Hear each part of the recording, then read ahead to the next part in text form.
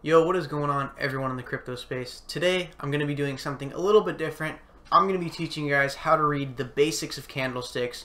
Basically, just get you to know what an individual candlestick means, and just going to show you a little trend formation, which is the most basic pattern to learn. I wanted to do this because when you guys watch my streams, you're most likely going to see this screen up as part of the stream. So when you guys watch this, I want you to know exactly what these individual candles mean. So the first thing I want to show you is what it actually represents with a time frame. So right now we are on a 30-minute time frame, which means each individual candle represents 30 minutes of market activity. So on this candle, in 30 minutes it moved from 134 all the way to 142 within 30 minutes. Now let's say I change this to 4 hours. Now it's showing that each individual candle represents 4 hours of market movement. So in this candle right here, in 4 hours it moved from 149 all the way to 173. And lastly, the daily chart, basically each individual candle represents 1 day of market movement. Now that we got that out of the way, let's talk about the individual candlestick. So now each individual candlestick, now you know, represents a time frame. Now let's get into bodies of the candlesticks and the wicks. Now the body is where on the green candle it opens down here, closes at this price. The red candle opens up here, it closes at this price. Now what these wicks mean right here is on the green candle, or when the wick is on top, it means it's the highest price point it reached during that time frame. So if this was a 30-minute candle, that means in a 30-minute candle it went up here and then it was sold down, and this wick stays there because at one point it was at that price. Now it's just the opposite with the red candles. It means that it was sold down here and it was bought back up to this price, or the other way around, it went up there and was sold back down and then came down here and then bought back up to this price. So basically the wicks, the bodies show where it opened, where it started, and then where it ended.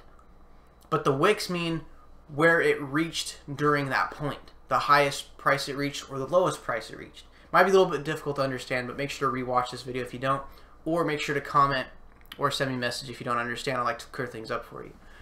So again, the body at the bottom on the green one, start and end. On the red one, it started up here, ended down here. But the wicks mean at one point during that time frame, it reached that price. Now let's get into the most basic pattern, which is just called a trend. A trend line.